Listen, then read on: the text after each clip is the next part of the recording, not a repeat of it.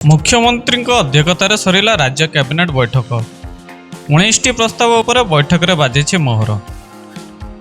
नूतन उन्नत अभिलाष बा नुआ ओडिशा योजना को बैठक में मंजूर मिली।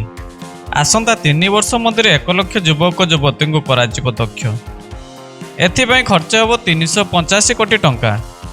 उन्नत मानर प्रशिक्षण शिल्प संयोग को प्रोत्साहित निजुक्ति दक्षता क्षेत्र में यह सहायक हेब।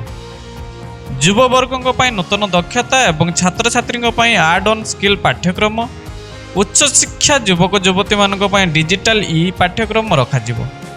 राज्यर 30टी जिले में कार्यकारी हेबाकु थिबा दक्षता विकास पर सुजोग दियाजिब। नाइजर परिसर में हेब कैंसर हॉस्पिटल। टाटा मेमोरियल पक्षर प्रतिष्ठा हेब कैंसर हॉस्पिटल। एथिपाई 48.842 एकर जमी प्रदान करिवे सरकार।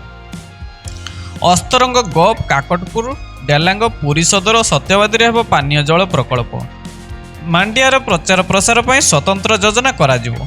स्वतंत्र योजना कैबिनेट अर्थ मंजूर करा जायछि।